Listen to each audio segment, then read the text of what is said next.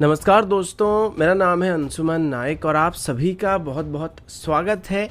Indian defence news के defence talk series में, जहां पर हम रोज नए नए डिफेंस अपडेट्स के बारे में बात करते हैं। तो चलिए देर न करते हुए आज की वीडियो शुरू करते हैं।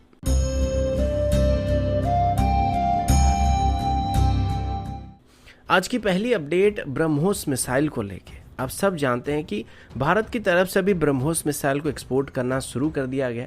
और इसी बीच फिलीपींस की तरफ से भारत के साथ ब्रह्मोस मिसाइल को लेके पहली एक्सपोर्ट डील को फाइनल किया जा चुका है। इसके बाद फिलीपींस की तरफ से अभी ये भी बताया गया कि वो आगे चल के भी एडिशनल ब्रह्मोस मिसाइल को खरीदने वाले हैं। इसके अलावा अभी अलग अलग देशों को भी भारत की तरफ से ब्रह्मोस मिसाइल को एक्सपोर्ट करने की कोशिश किया जा रहा है और specially south east Asian countries और लैटिन अमेरिकन कंट्रीज में इसको एक्सपोर्ट करने की कोशिश किया जा रहा है। और अभी एक अच्छी खबर भी आपको मिलने वाली है, क्योंकि अभी एक बार फिर से ब्रह्मोस को लेके बहुत ही अच्छी खबर सामने आ रही है, क्योंकि अभी इंडोनेशिया की तरफ से भी भारत से ब्रह्मोस मिसाइल को एक्वायर करने के बारे में विचार किया जा रहा है और अभी वो भारत के साथ ब्रह्मोस मिसाइल को लेके बातचीत करना शुरू कर चुके हैं। अब यहाँ पर इंडोनेशिया की तरफ से भारत से दो अलग अलग कैटेगरी के अंदर ब्रह्मोस मिसाइल को खरीदने के लिए बातचीत किया जा रहा है, जिसमें पहले तो वो ब्रह्मोस मिसाइल की शोर बेस्ड वेरिएंट को खरीदना चाहते हैं, जिसको हाल ही में फिलीपींस की तरफ से एक्वायर किया गया, जो कि ब्रह्मोस मिसाइल का लैंड बेस्ड वेरिएंट होगा और इसको लैंड से फायर किया सकेगा। लेकिन इसके बाद वो अपनी नेवी के लिए भी ब्रह्मोस मिसाइल को एक्वायर करना चाहते हैं, जो कि ब्रह्मोस की नेवल वेरिएंट यानी कि शिप बेस्ड वर्जन होने वाली है। लेकिन नेवल वेरिएंट को लेके शायद कुछ दिक्कतें सामने आ सकती है, पर अगर लैंड बेस्ड वर्जन की बात करें तो इसको लेके बातचीत आसानी से आगे बढ़ सकता है। तो ये आगे चल के फिलीपींस के बाद इंडोनेशिया होने वाला है, जो कि ब्रह्मोस मिसाइल का नेक्स्ट एक्सपोर्ट कस्टमर बनने वाला है।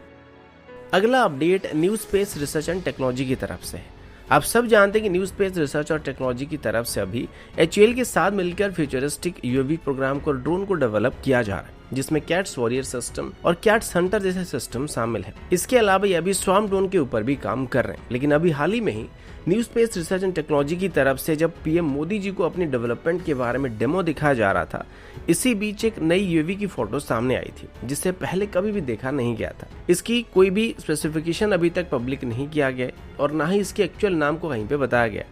सिर्फ अभी इसकी एक ही इमेज सामने आया था, जिसमें लगभग डेल्टा शिप की UAV तरह दिख रहा है, जिसमें कोई भी वर्टिकल स्टेबलाइजर मौजूद नहीं है, बल्कि इसकी दोनों विंग टिप पर दो विंगलेट को वहां पे दिया गया है। और इसकी प्रोपल्शन सिस्टम की बात करें तो इसमें एक 3 ब्लेड प्रोपेलर को देखा जा रहा है, जो कि UAV की रियर साइड में मौजूद है। अब इसके अलावा इस ड्रोन के बारे में कोई भी जानकारी अवेलेबल नहीं है, लेकिन जहां तक उम्मीद है कि ये कोई आर्म्ड UAV नहीं होने वाला है, बल्कि इसे मेनली सर्वेलेंस, रिकॉनेंस और मॉनिटरिंग जैसे रोल के लिए इस्तेमाल किया जा सकता है। और इस कैटेगरी के बाकी ड्रोन्स के मुकाबले इसको थोड़ा स्टेल्थी प्रोफाइल दिया जा रहा है और फिलहाल ये कब तक बनकर तैयार होगा, इसके बारे में अभी कोई जानकारी नहीं मिलने वाली है।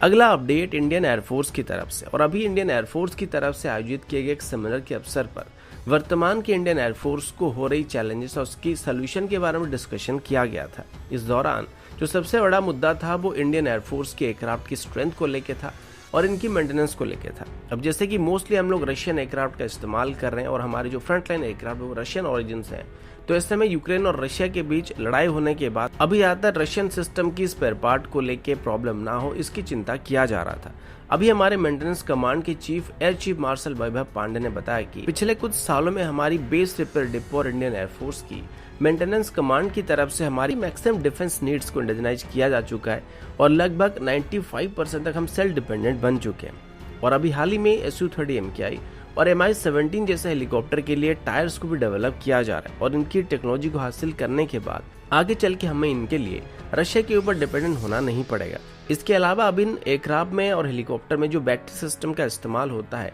उनको भी डेवलप करने की कोशिश किया जा रहा है और आगे चल के हमारे सभी एयरक्राफ्ट के लिए हम लोग इंडिजिनस टायर्स और बैटरी का इस्तेमाल करने वाले हैं और ये टायर हमें कम से कम 10 साल तक की सर्विस लाइफ देने वाले हैं। इसके लिए अभी इंडियन एयरफोर्स की तरफ से नेशनल लेवल में कंसोर्टियम को फॉर्म करने का प्रस्ताव दिया गया है, जिसमें हमारे पब्लिक सेक्टर और प्राइवेट सेक्टर कंपनी शामिल हो सकते हैं और यहाँ तक कि इसमें इंडियन MSME कंपनीज को भी शामिल करने की बात की जा रही है। और आपने नोटिस किया होगा कि अभी पिछले कुछ सालों में हमारी जो एयरफोर्स की फाइटर जेट की सर्विस अवेलेबिलिटी है वो काफ़ी बेहतर बन गया है, जो कि 40 से 50% के बीच हुआ करता था, वो अभी 70% से ज़्यादा रहता है और एक बहुत ही अच्छी बात है। और ये बात भी आपने सुना होगा कि अभी यूक्रेन और रशिया के बीच जो लड़ाई होने के बावजूद भी इसका हमारे एयरक्राफ्ट की स्पेयर पार्ट और सर्विस के ऊपर कोई डायरेक्ट असर नहीं पड़ा है और ये सब भी इंडिजिनस टेक्नोलॉजी की वजह से संभव हो पाया और आगे चल के इसे और भी बेहतर करने का प्लान किया जा रहा है। और आगे चल के हम जब इंडिजिनस सिस्टम का इस्तेमाल करेंगे तो इससे हमको करोड़ों का फायदा होने वाला है।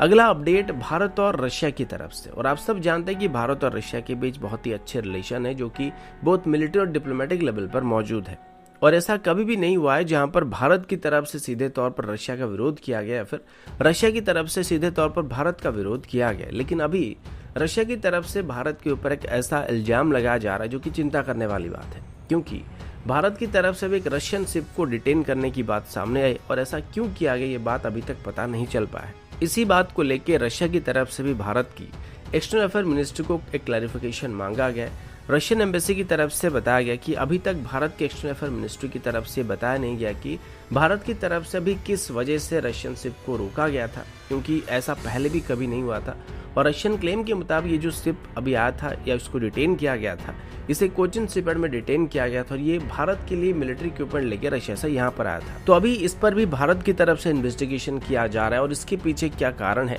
इसका पता लगाया जा रहा है। और इनिशियल रिपोर्ट के मुताबिक ये जो शिप था, इसकी ओनर के ऊपर दरअसल एक एस्टोनियन कंपनी की तरफ से लॉ सूट को फाइल किया गया था, क्योंकि जो शिप के ओनर थे वो उनसे कर्जा ले रखे थे और इसी वजह से वहां पर थोड़ा डिले हुआ था। लेकिन शिप पर जो कार्गो मौजूद था उनको वहां पे अनलोड करने के लिए क्लियरेंस दे दिया गया था और अभी इसको लेके फर्दर इन्वेस्टिगेशन शुरू किया गया है, जिसके बारे में हो सकता है आगे चल के हमारी एक्सटर्नल अफेयर मिनिस्ट्री की तरफ से रशिया को डिटेल रिपोर्ट सबमिट किया जाएगा कि उनकी शिप को वहां पर किस वजह से डिटेन होना पड़ा था। तो दोस्तों अभी के लिए इतना ही, मिलता हूँ आपसे अगली वीडियो में, तब तक के लिए जय हिंद, वंदे मातरम।